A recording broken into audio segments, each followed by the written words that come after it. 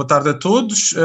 Saudações fraternas a todos os irmãos tiosos, quer do Brasil, quer de Portugal, quer de outros países que estão aqui a assistir a este evento. As minhas saudações vão desde aqui da Ilha da Madeira, uma pequeno arquipélago de pouco mais de 800 km quadrados, pertencente aqui ao território português e que fica aqui a meio do Atlântico. Efetivamente é com muito gosto que participo de forma ativa neste evento, que irá gravitar em torno da figura do reputado teósofo Geoffrey Bar Borca, que foi de facto uma das figuras mais destacadas do movimento teosófico no século XX. Nesta minha apresentação vou falar dos principais momentos da sua longa vida e também da obra volumosa que Bar Borca deixou. Então, começando pelo início, pelas origens do Geoffrey Bar Borca, ele nasceu a 6 de setembro de 1897, na cidade no centro-oeste dos Estados Unidos, Chicago. Ela era filho de um pai que nasceu na atual Chequia, antigamente designada por República Checa. O pai dele chamava-se Václav e a mãe era norte-americana e chamava-se Bessie. A família de Bar Borca tinha um negócio de relojoaria. O pai de Bar Borca trabalhava como relojoeiro nesse negócio, mas também tinha outras atividades. Ele era músico e também maçom. Por volta de dezembro de 1900, a família de Bar Borca vai se mudar para a sede de uma organização que era a Fraternidade Universal e Sociedade Teosófica, que nessa altura tinha a sede em Point Loma, na Califórnia. Bem, antes de avançarmos aqui na vida do Bar Borca, convém fazer uma paragem e tentar perceber o que é esta organização, esta Fraternidade Universal e Sociedade Teosófica. Com efeito, temos que recuar aqui à data do falecimento de Blavatsky, em maio de 1891, a altura em que, posteriormente ao falecimento, William Judge e Annie Besant assumiram, de certo modo, a dianteira do movimento. Mas é sabido que poucos anos depois do falecimento de Blavatsky, Judge e Besant entraram em confronto. Pronto, só isso é uma história muito longa e muito complexa e naturalmente não vou entrar aqui nesses pormenores. Apenas referir como consequência desse processo, o Judge acaba por romper com a sociedade teosófica, digamos, matriz, e vai autonomizar a secção norte-americana, sendo seguido pela maior parte dos membros dessa secção. Ele faleceria, o Judge viria a falecer no ano seguinte, em abril de 1896, e toma a liderança uma senhora chamada Catherine Tingley, que depois, em 1898, vai rebatizar esta organização como Fraternidade Universal e Sociedade Teosófica, cuja sede depois ia se estabelecer em Point Loma, para onde vai a família de Bar Borca em dezembro de 1900.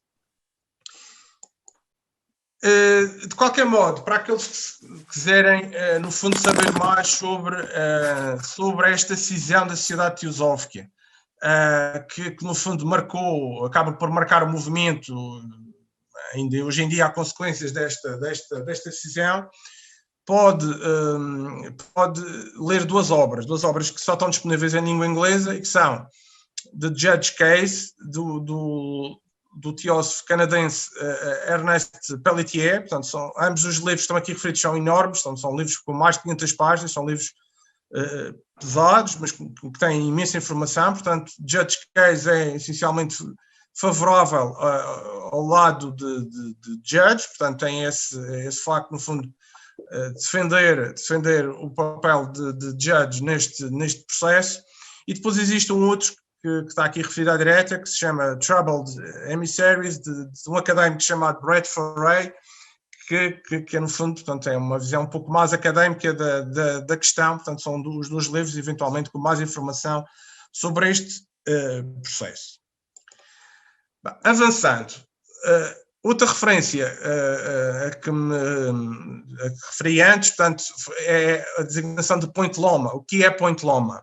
Bem, Point Loma, geograficamente, é uma pequena península que fica na cidade de San Diego, que está localizada na Califórnia, no sul da Califórnia, na costa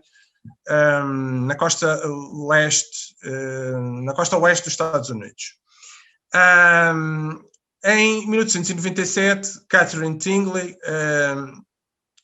dá uma ordem de compra de cerca de 50 hectares de terreno nesta zona de Point Loma, que daria o nome de Loma Land. Era, no fundo, a concretização de um sonho que ela tinha tido enquanto criança. Tinha sonhado com, como está aqui referido, uma cidade branca, numa terra dourada, com o pôr do sol no mar. E neste espaço, em Loma Land, seria estabelecida, o objetivo era, no fundo, estabelecer uma escola dedicada ao renascimento dos mistérios perdidos da Antiguidade. Uma das áreas privilegiadas neste projeto tinha a ver com a área da educação e no fundo, a escola que seria ali estabelecida teria o nome de Escola Raja Yoga, e foi também estabelecida em 1900. Esta escola, no seu auge, chegou a ter mais de 300 crianças de mais de 20 nacionalidades. Tinha jardim de infância e depois tinha os vários níveis de ensino, que nós chamamos aqui em Portugal de ensino, escola básica, secundária, tinha uma universidade, tinha um departamento de pesquisa científica, tinha uma escola de antiguidades, uma escola de música também, que ensinava variedíssimos instrumentos e permitia até formar uma orquestra, coisa que era única nos Estados Unidos na altura. Tinha orquestra, tinha quarteto de cordas, tinha grupos corais e teatro. Tinha o nome de Raja Yoga porque isso era uma referência ao método utilizado na eterna batalha da alma humana para controlar as suas fraquezas e caminhar, no fundo, no sentido de uma união com o seu Deus interior. Esta escola equilibrava o lado prático com o teórico. Também cuidava do corpo, quer com exercício, quer com cuidados na alimentação, sendo que parte dos alimentos eram mesmo resultantes de produção nos próprios terrenos de Point Loma, inclusivamente nesta área da agricultura, chegaram-se a fazer algumas experiências importantes em Point Loma. Havia um grande enfoque na música e no teatro e também em peças clássicas onde toda a gente era envolvida. Sobre Point Loma, recomendo um livro também, que também não está disponível em português, é uma língua inglesa, de um senhor chamado Michael Ashcraft, e que se chama The Dawn of the New Cycle, Point Loma Theosophists and the American Culture. É também uma leitura académica sobre este espaço icónico de Point Loma. Agora, aqui duas fotos, uma de Catherine Tingley. Portanto, Catherine Tingley viveu entre 1847 e 1929. Era uma mulher muito carismática. Era conhecida também por impor a sua autoridade, o que nem sempre era bem aceito. Portanto, era daquelas pessoas que ou se ama ou se odeia, e portanto houve também pessoas que saíram de organização em confronto com ela. À direita está uma imagem também muito conhecida de Point Loma, digamos, na altura em que era ocupada por esta organização, da Fraternidade Universal e Sociedade Teosófica, e portanto vemos na zona central, portanto, tem o edifício principal, onde funcionava a escola, e à direita o Templo da Paz. A sociedade, esta organização acabou por ser de Point Loma em 1942, também por questões financeiras, e, portanto, depois o espaço foi vendido na sequência desses problemas financeiros, e na altura fez a transição para outro local chamado Covina. Bem, Geoffrey Barbourka é em Point Loma. Portanto, em 1900, em dezembro, ele é matriculado nesta escola, na Raja Yoga School.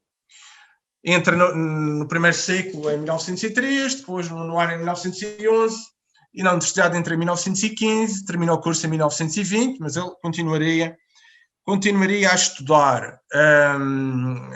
Aliás, vai concluir um bacharelato em Humanidades em 1929 e um mestrado também na mesma área em 1935. Ele especializou-se em línguas, mas não só, ele tinha interesses muito diversos e muito vastos.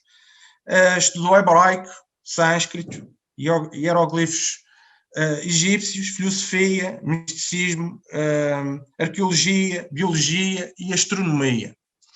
Era também um virtuoso do violino, portanto, destacava-se também nesta área, seguia um pouco os passos do pai. Ele começou também a trabalhar em Lomaland como estenógrafo e também na área de impressão, portanto, compositor de monótipo.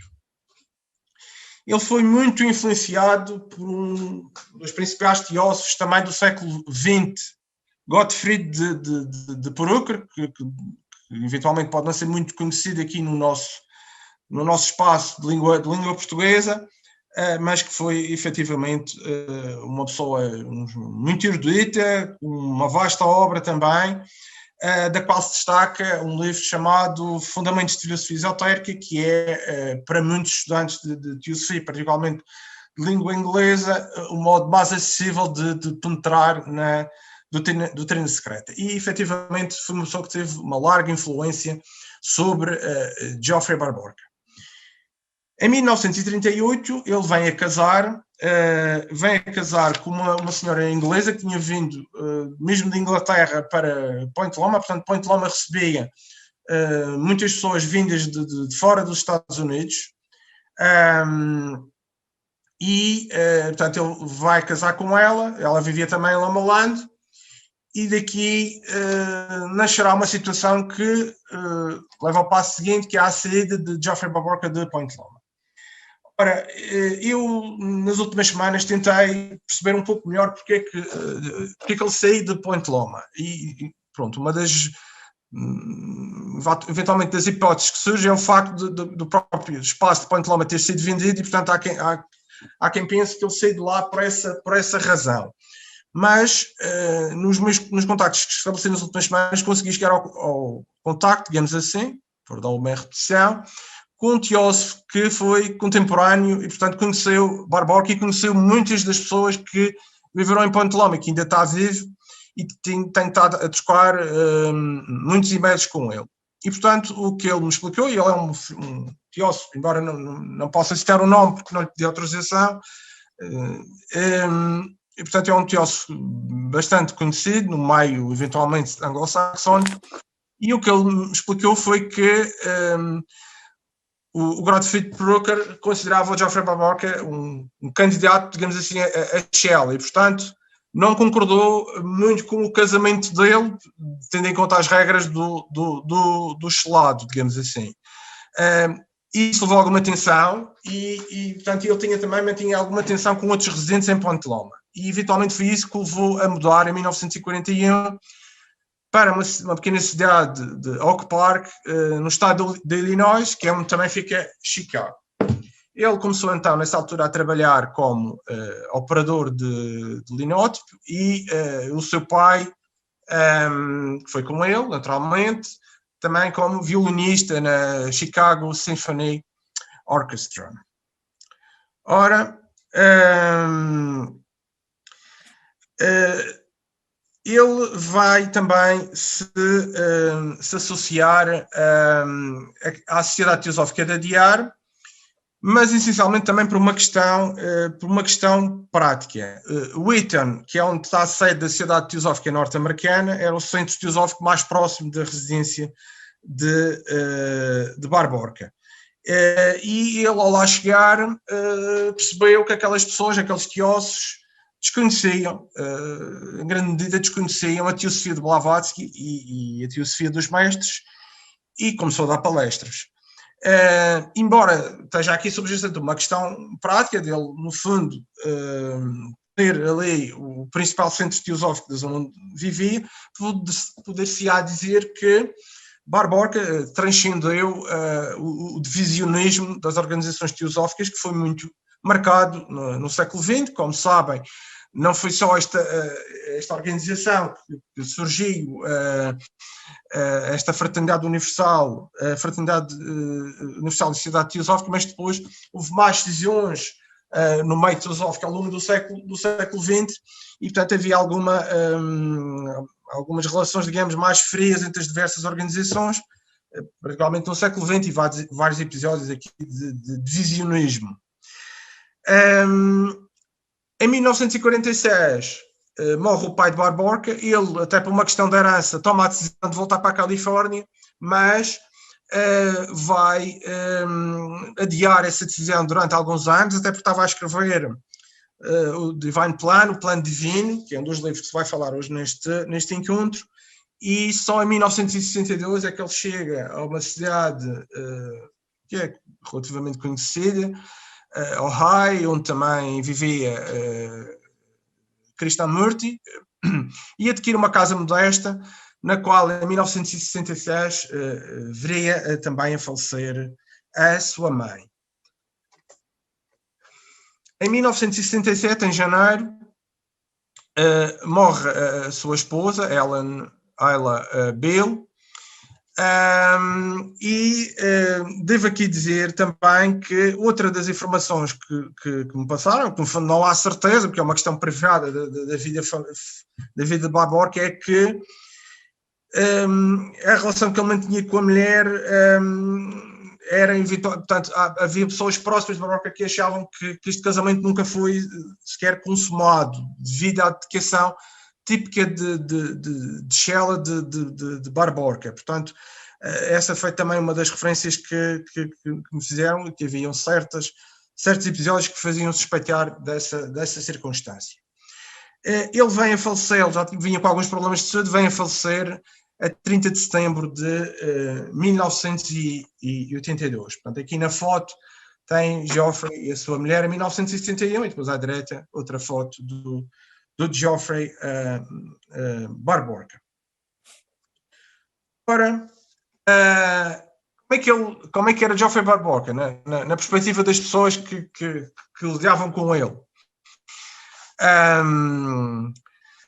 Ele tinha um temperamento reservado, era uma pessoa reservada, mas simpática, media muito bem as palavras, portanto, era uma pessoa que não falava por falar, media sempre o que ia dizer, era extremamente focado na teosofia. Dizia-se que ele não conseguia falar de outra coisa que não fosse de teosofia. O tipo de conversas triviais aborreciam-no, no fundo. Ele era tolerante com grupos não teosóficos e dedicava também algum tempo a dar palestras a grupos New Age, Nova Era. Portanto, tinha um comportamento, de certo modo, de asceta, portanto, muito autodisciplinado, muito focado nos seus estudos. Embora tenha este temperamento reservado, era também disponível e nunca dizia mal de ninguém. Outro episódio que se contava era que depois das palestras e dos ensinamentos sobre a doutrina secreta, ao fim do dia dedicava uma sessão de violino aos seus alunos. Até havia um comentário engraçado que está no site do Theosophy Forward, que dizia que os alunos, com o cansaço mental de estarem o dia todo no fundo a tentar interpretar a doutrina secreta, às vezes não aceitavam muito bem a sessão de violino com a qual eram presenteados, devido exatamente a isso, no fundo ao desgaste mental, da concentração ao tentar perceber os conceitos da doutrina secreta.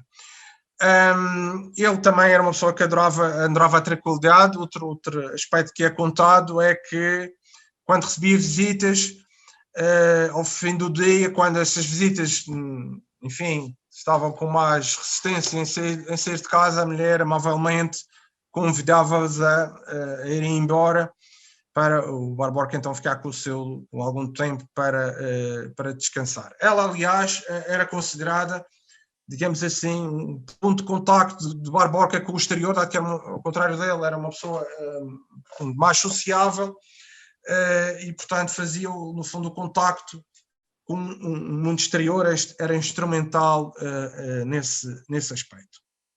Bem, isto é o que se sabe de Geoffrey Barborca. Muito do que está aqui referido está na biografia de um dos livros que eu vou falar a seguir, que é o Secret Doctrine, Questions and Answers.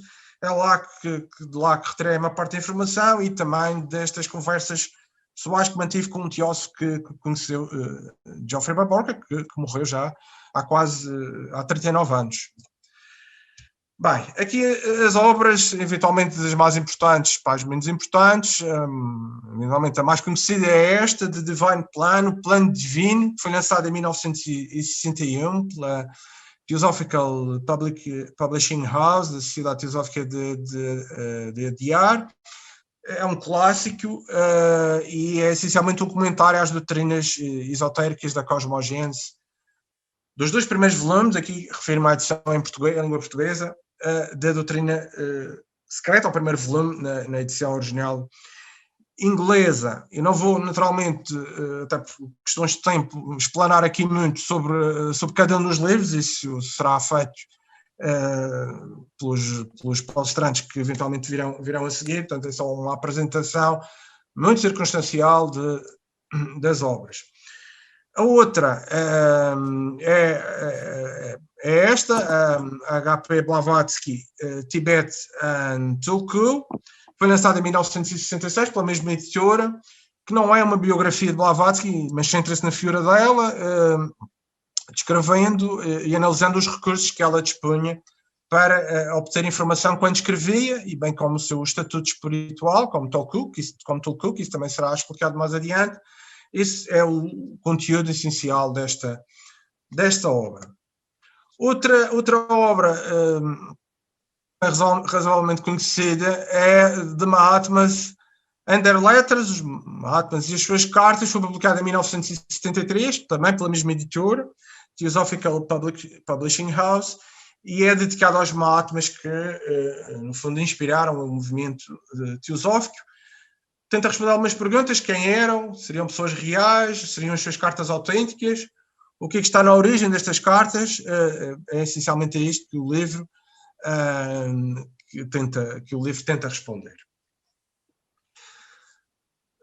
Outra obra, esta mais reduzida, The Peopling of the Earth, o povoamento da Terra, um comentário aos registros arcaicos da doutrina secreta, lançado em 1965, conta a história de como os primeiros humanos vieram para a Terra, com base nas 3 primeiras instâncias do volume 3 em língua portuguesa da doutrina secreta.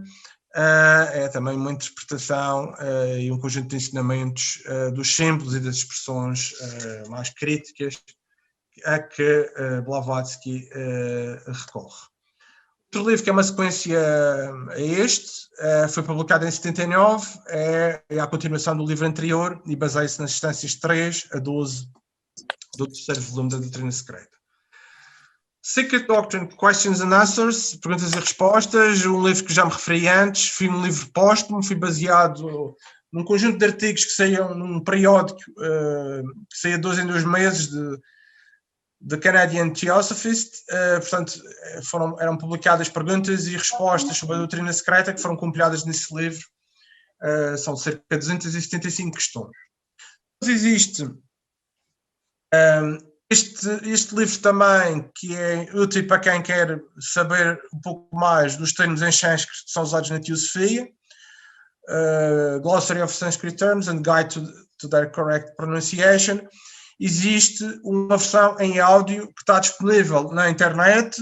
Eventualmente, quem estiver interessado pode me perguntar, que depois encaminho, e aliás tem o download dessa versão áudio, que podemos acompanhar depois também com um livro, e que explica, portanto, a versão áudio tem essencialmente a maneira como se lê essas palavras, e o livro tem também a explicação dos cerca de 500 termos que estão usados na Teosofia. Depois, outras obras menos conhecidas, Gods and Heroes, Deus e Heróis, do Bhagavad Gita, foi lançado em 39, acho que julgo que foi o primeiro livro do Bar Borca, é uma breve descrição da mitologia da Índia Antiga, à luz do Bhagavad Gita, incluindo termos técnicos e explicações dadas pela Teosofia. Depois outros dois livros, Man's Potent Force, eventualmente sobre questões ocultas relacionadas com o corpo humano, e The Christmas Story, sobre o Natal do ponto de vista da Teosofia, da simbologia. Eu esqueci-me de referir relativamente a este livro, que foi editado pela Point Loma Publications, que foi outra organização que existiu, que foi criada, julgo que em 71, e que também tinha várias pessoas que vieram de Point Loma, portanto frequentaram Point Loma e que fundaram essa organização, que editaram uma série de livros e que reeditaram alguns clássicos. Foi também uma das organizações que surgiu, e ele, como veem, trabalhava não só com a Theosophical Publishing House, mas também com uma editora que vai no fundo que era constituída por pessoas que estavam ligadas a Point Loma.